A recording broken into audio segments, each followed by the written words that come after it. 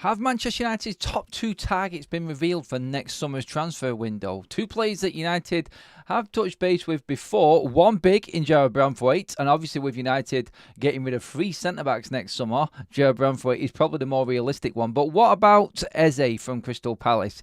Is he the type of player that Manchester United should be going for? According to reports, United are going in for a winger, a central midfielder and a centre-back next summer. What about the left-back? We don't need to be overthinking transfers, I don't think, too much. I'm going to give my opinion on it. I'm going to get your opinions on it. I just feel like Manchester United should be concentrating on the necessary areas right now and not worrying too much about everything else that's going on in terms of everyone taking Manchester United targets away, or the fact that we have to be part of a transfer saga with United not letting our opponents get hold of play. There's all sorts going on with this. I just feel like United just need to concentrate on themselves.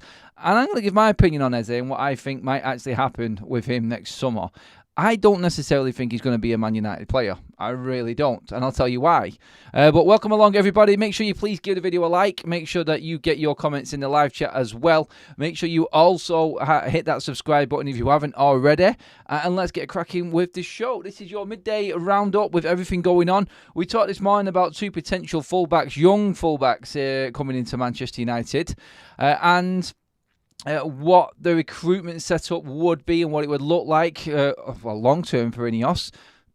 I liked it. I liked the idea of buying the younger players. Now, EZE, as you can see at the bottom of your screen, Samuel Luckhurst. Yes, I will reveal the journalist who was talking about it, unlike some people.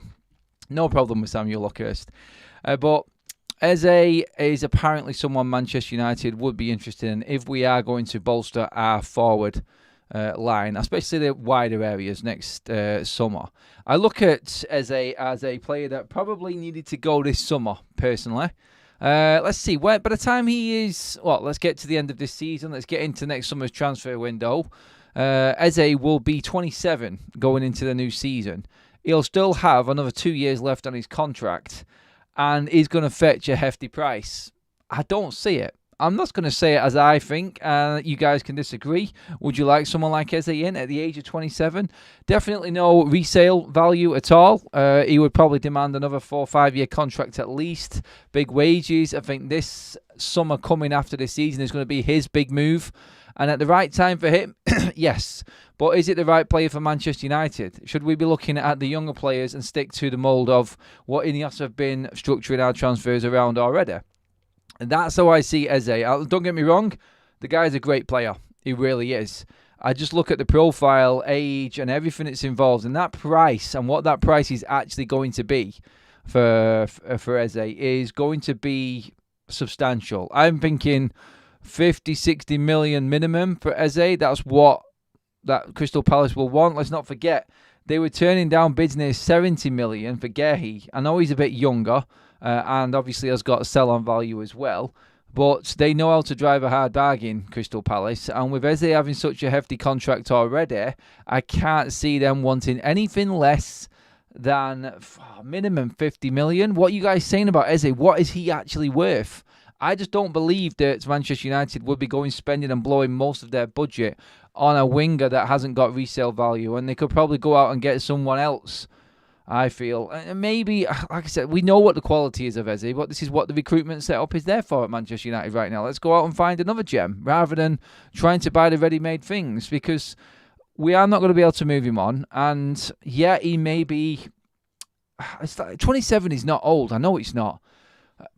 But again, I just look at what's happened so far and go, I just don't see it. I can't with the way that Ineos have operated. And it's one of them tough ones, isn't it? Where you look at it and you go, he would fit right in at United, I feel. I think he's brilliant. I think he's better than what we've got in the wide areas right now. You could argue the likes of Ahmad and Garnacho can get there and be better, potentially. But right now, I think he is the finished article. I do. I think he's that good a player. And definitely something that Manchester United could do with. I just look at Ineos and they're always forward-thinking. Manchester United right now are just looking at the future and not the here and now. Obviously, we need here and now. And we talked earlier on this morning about Manchester United and their sort of targets and how they're approaching the window with getting this season's team solid enough, getting enough players in, spending money on players that are at a young age to middle 20s sort of age, so you've always got that cover and sell-on factor if needed, but making sure that them players can go right into the first team. Now, Eze would go right into the first team over anyone, I think, that's currently at the club.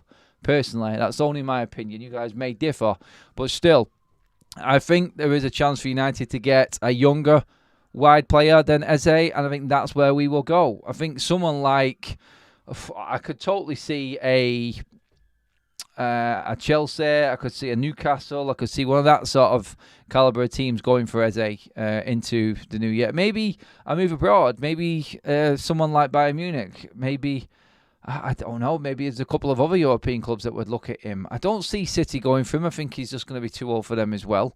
I never say never, but you know where I'm going with it. You know it is simply just because Manchester United are looking in a different direction right now. Beforehand, yeah, we would have been all over this.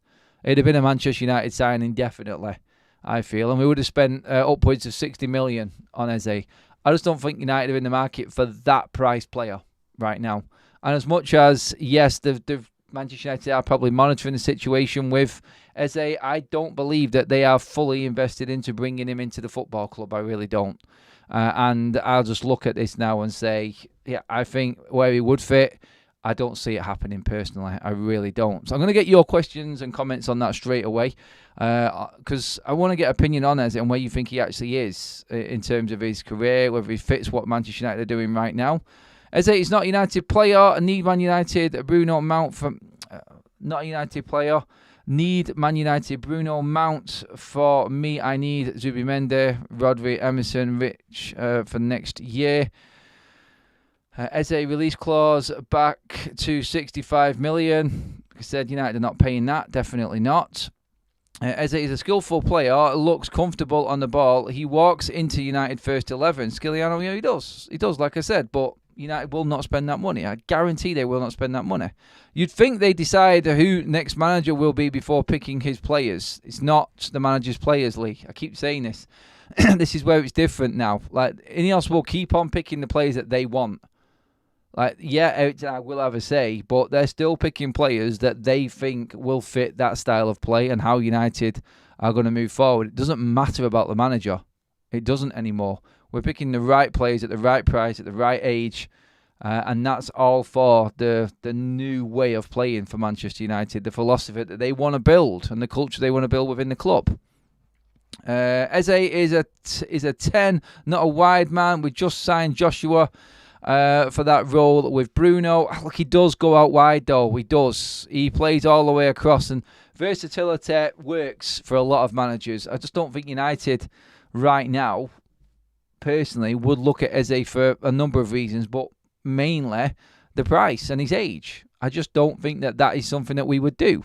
And I can understand like the versatility and where he plays and stuff, and that argument is valid, but still, I look at it and I'll say I just don't see United overall going for someone like Eze. I just don't see it. I don't get it. In the window is shut, and we're talking about that.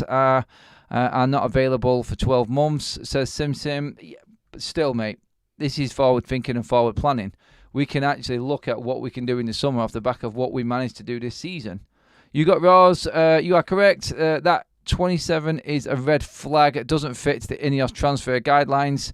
Look, we're talking about the news that the journalists are coming out with about Manchester United, and I just want to put my opinion right out there and say it like I did from the start, which is I don't think Eze is a Manchester United player right now. I think he could have been in the past, but not now. Not where he is, not his age, and where he's at in his career. Definitely not with that price tag. Crystal Palace will struggle to get anywhere near that for Eze at 27, I think. Someone may be stupid enough to buy him at that price, and they'll get a good player for a few years, but they won't get anything back. It has to be the right club for him. I just don't see it at United. What else have we got in here as well? I prefer younger players with high potential, but Eze at 35 to 40 would be a good deal.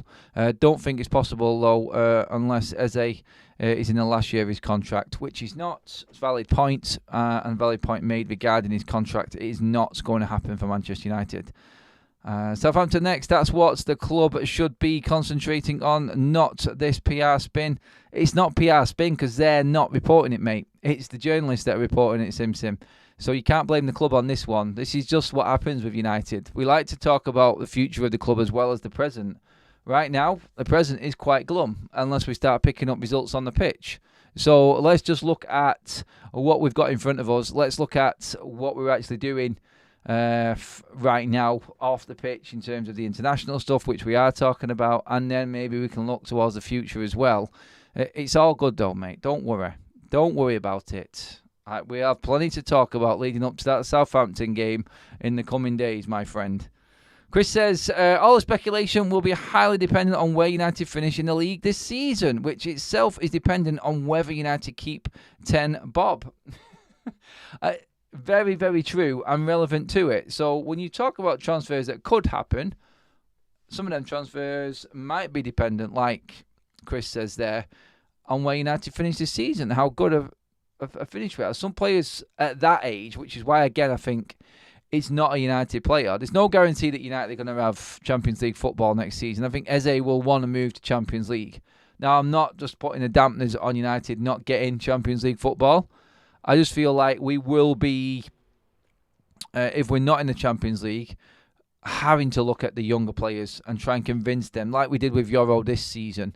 That's the sort of area I think United will be going down, and I think that's what we're going to have to be looking into more than the sort of ready-made players. So I don't think it's a player of United's profile. I don't think he's a player that would want to come to United unless we had Champions League football, which is no guarantee of this season, and I don't think United will pay that money.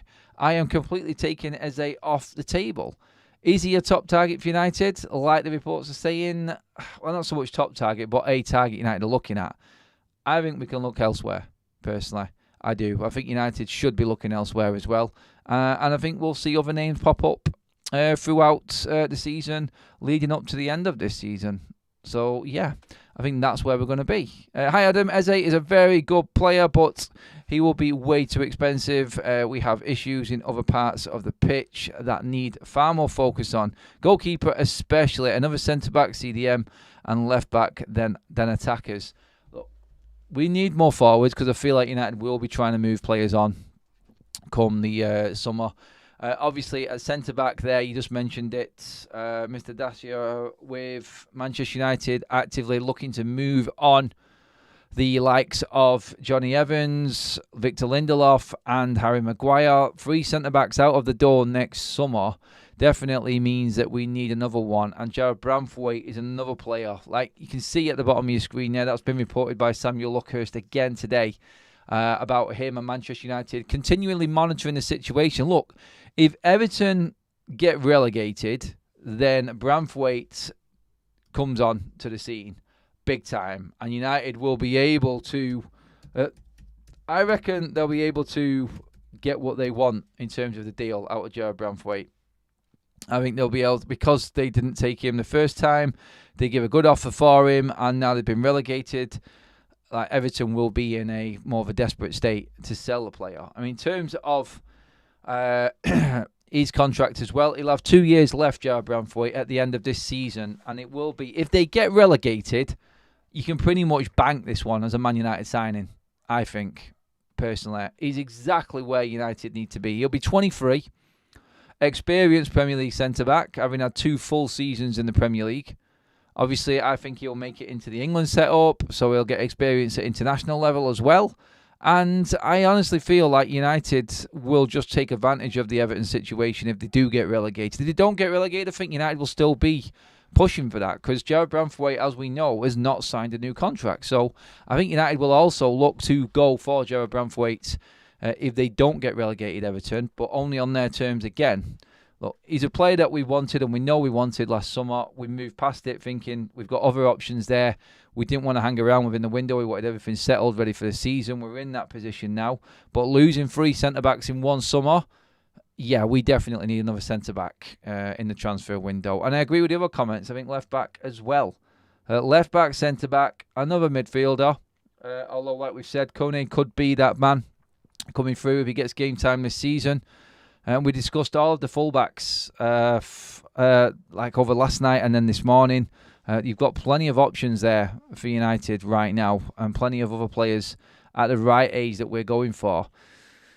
Where will the big money be spent next summer is the question. Where will it be spent? Look, like I said, it is all the forward thinking, and it is everything that's going on right now. And I do believe United will tap back in for Brantwaite. There is just so much to go before we get to that window, though. Please give the video a like as well, guys. I know it's a Monday. I know it's midday. And it's international break. It will start to get a little bit more exciting towards the weekend when the football comes back, though. So don't panic. We will be talking proper football instead of the speculation stuff. But we are just covering the bases because, like someone said, and it was a very, very important comment, which was that Manchester United's transfer window does depend on where we finish this season. Will Ten Hag actually be in situ for the next transfer window? Who will come in? Like I said, if it is Ruud van Nistelrooy who takes over, if Ten Hag does fail, just for you people who think I hate him so much and use every opportunity I can to have a go at Ten Hag, because he can always start winning games and start making United play better, then Van Nistelrooy would be all over Brantwaite because he's played with him before. I think United would have a seriously strong centre-back option there, and depth in massive, massive numbers. So, yes, definitely another centre-back, another midfielder. I actually do feel that Kone is going to come through and be the other CDM alongside Agate. I think Casemiro will be gone. Obviously, we know Eriksen is leaving because he's out of contract. So they'll just mention 4 players that are definitely going for Manchester United in the summer. 100% leaving, which is Evans, Lindelof, Maguire and Eriksen. Antony, we know we're going to try and push him out. Casemiro, I don't know about Rashford yet. He still needs to perform this season and we just don't know. We'll have to just wait and see. But it does have I think the manager does have a big impact on it, but still, I think Ineos will still be planning for what they want and the type of play that they want in at Manchester United, and the manager is going to have to fit in with that, or the head coach, like we said. I do believe it's just not going to be that type of manager in the next. If Ten Hag does go, then I think it will be a coach style setup instead of a manager. I think it's exactly how it is. Me and Jay discussed that last night. He's 100 times better than Brantwaite. Why are we trying to buy that scrub? Harsh, and definitely not 100 times better than Brantwaite. Disagree with that. You may think he's better, that's fair enough, but not 100 times better. I saw Bruno in the summer. I know you don't like him, Andrew. Bruno is putting up great numbers for Portugal again in his 600th career game. Man, that is decent. But then you compare him to what Ronaldo's doing right now. It's madness, isn't it? It really is. Tell you what, the Portuguese have got something in the water. They just last forever, don't they? It's testament to them, you've got to say. But Bruno has had a great international break. And good thing about the international break, really, like I said, not only are the players doing well for United and having a really good break, like Dalot and Bruno are on the way back home already. And it's only Monday afternoon. International's done. So Bruno, Dalot back tomorrow at the latest. Plenty of preparation time for weekend. That's really good news. And we have got plenty of other games that are going to be completed tonight as well. And other players on the way back up. Obviously, Eriksen's finished as well. Amad Diallo and Garnacho and Martinez will be done by tomorrow as well for their international breaks. And plenty of time to get these players back home, rested, acclimatised again, and ready for the weekend. So really good. Like, honestly, I'm touching wood with everything right now, but this has been an outstanding international break for Manchester United. Really has, and I keep going on about it, I know. But like, if you can get Højlund and Shaw back, having not played any more games and wasted any more games because of the international break, that's great. Everyone's got game time that needed game time on international break as well, including De Ligt. Obviously, a start for Joshua Zirkzee the other day as well. Amad Diallo's performing well. Andre Onana, if you want to include him, has done okay as well. And it's gone as well as an international break can go. It really has. And I'm absolutely buzzing that we haven't got any injuries. And we are probably the best position we have been for since the start of last season in terms of players available to us to go into this next group of games. We have got options coming out of our ears right now. And with Shaw coming back, Malacia a month after, left-back situation is looking good. We're going to have double-up players for left-back. Same at right-back with Dalot and Mazraoui. Mazraoui's been performing outstandingly as well on international break, which is great. He has had a fantastic start to the season. And like we said, like Martinez, De Ligt playing game time. They'll be fresher when they come back and ready to go. Agate, more importantly than anyone, has got game time, and he should be ready to go for Southampton as well. And I said it this morning, like the only player who's not had any game time is Marcus Rashford, because he's the only one who's not been selected for his country. So when you look at it, you've just got to say, look, like it has gone well, and everybody should be primed and ready. Ten Hag has got everything he needs to take on this next 7 games. Let's see what he does, and let's judge it again after them 7 games have gone. I don't want to be sat here in another international break in another 4 weeks' time talking about Manchester United being nowhere near, let's just say, the top half of the table, because if it doesn't go well for us, then we could still be bottom half of the table come November, which is unthinkable. And it could go the other way. We could be back up closer to the top 4 again if we get the results right. Look, beat Southampton, beat Crystal Palace, beat Barnsley. It's not too much to ask for the first 3 games, is it? And I think with everyone playing the way they are, with everyone in form, fitness-wise, the way that the squad is coming together, like the feel-good factor that's within. Yeah, on the pitch, it's been nowhere near good enough. And that is on everyone within. Like coaching, Ten Hag, players, everything on the pitch. Like, come on. Like, pull your finger out. But like everything else is working really well around Manchester United, but then performances now. And hopefully, like, we can go into this next group of games and hit the ground running. Look, there's zero excuse. That's what everyone can agree on, I think. Everyone's available. Everyone's raring to go. And the games are not the most difficult games. Obviously, yes, Spurs and Villa, very tough. Porto, them 3, the last 3 of the break, before we go for another international break, they are crucial. They are massive for United. But I think if we build momentum in the first 4 games, which is obviously Southampton, Barnsley, Palace and FC 20, you've got to win them 4 games. You've got to win. Like, every Man United fan will be thinking we've got to win them 4 games. But we know that Southampton and Palace are difficult. And obviously, you just don't know what's coming up, do you? Where Barnsley are doing well in their league, believe it or not. And FC 20, well, honestly, if we can't beat them, then Ten Hag just needs to give up himself. There's no hope. There's no hope. 4 wins. Simple as. And then let's see what we can get momentum-wise going into them difficult games against the 3 that I mentioned, Spurs, Porto and Villa. You got Rolls with a super chat. Thank you, mate. They are losing Evans, Slabhead and Linda Fuck in the next calendar year. They need to bring in or call up 2 people to replace those 3. They also want a left-footed guy, hence Brandthwaite. It's common sense. Losing players, make sure that you actually get replacements in. And I think that's what United are working on. So when people are actually saying, why are we talking about transfers now? This is because Manchester United are working differently. We know that we need to be ahead of the next transfer window. We know that we need to be in front of everyone as best we can be in terms of our competitors when it comes to the players that we want. Because there's going to be many people, many teams around of Europe after the same players that we are, like we said this morning. And I think we just have to be prepared for what's to come, which is a free-for-all when it comes to the best players. So we're doing the groundwork now, ready to hit that transfer window as hard as possible. Because let's not forget, no international tournament this summer. So there's plenty of time to get it done. And everybody will be working double time. So I think next summer is going to be key because of that break. And deals definitely getting done, I would say, a lot quicker. So, yeah, doing this preparation work now and being ready to go is definitely something that you need to look at and go, oh, well, yes, this is definitely the right way to go about it. And it's just different to what we've had before.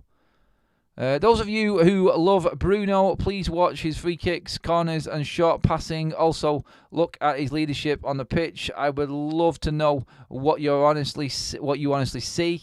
I see a man who creates more chances than anyone, that scored more goals than anyone over the last 4 years for Manchester United, who's consistently in a very good Portugal side with some of the best players on the planet.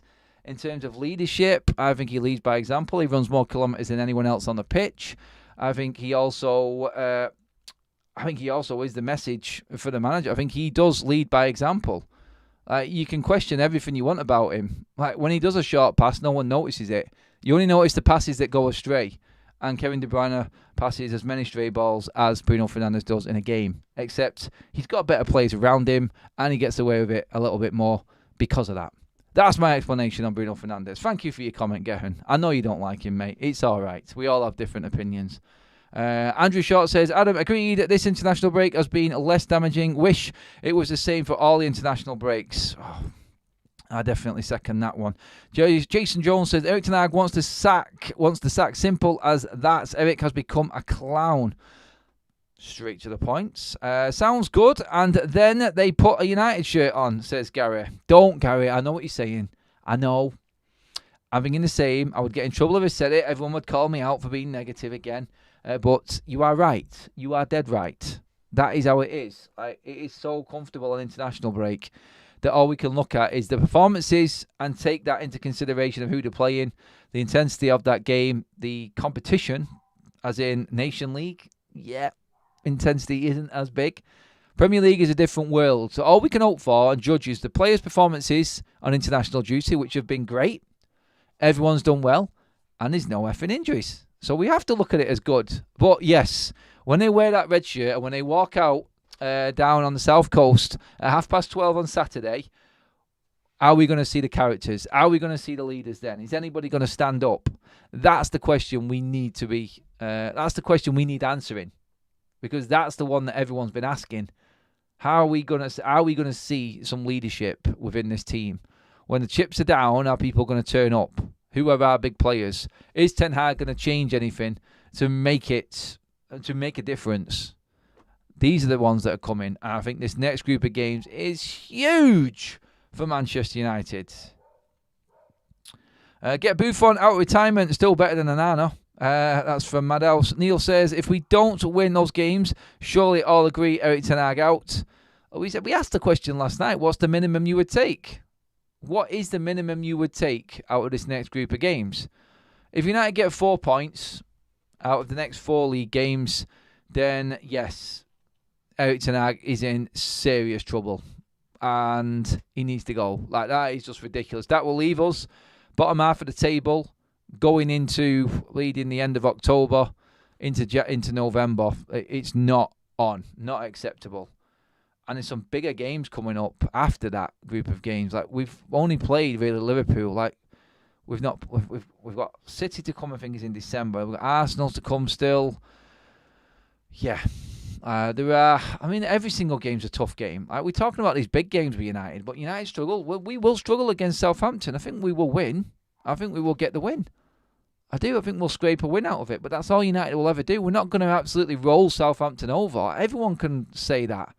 Why are we not rolling them over, though? That's the one thing that's holding everyone back. Why are we not rolling these teams over? That's the question you've got to ask. You're right, Adam. Erik ten Hag has all he needs now, apart from how to set the team up and play some attractive football. Cheers, Gehan. Give Ten Hag, Mbappe, Bellingham, Benzema, Rodri. He still couldn't win a title. We need him gone, says Boxing Straight Talk. Sim, that bus is looking good for Ten Hag. He's going under it. Rashford will make sure of that. Adrian says, I think, can I ever say that? Karadash Filia. Oh, God, no. I will get the name right eventually. The one at Napoli, yes. He's one of the top go-to, still only 23, much better than Eze. I think Napoli always want big money, don't they? They always do. United Spotlight, at least you see it. I can't understand why others can't see it. Our keeper is terrible. Does anyone see that? Our keeper is horrendous. I'll back you on that one. I'll definitely back you on that one, buddy. Onana gives the defence absolute zero confidence. Zero confidence. And that ultimately will cost United. It will. But that is it for your midday roundup, everybody. I will be back this evening with the full interactive show with everyone. We'll get more of your comments in, and we'll go into a lot more detail on everything that's gone down today and all of the updates coming up through the afternoon as well. So have a fantastic afternoon, everyone. I will be back with you all at 6:30. Have a good day, and hopefully we get through another full international break day with no more drama. That would be nice. See you in a bit, everyone.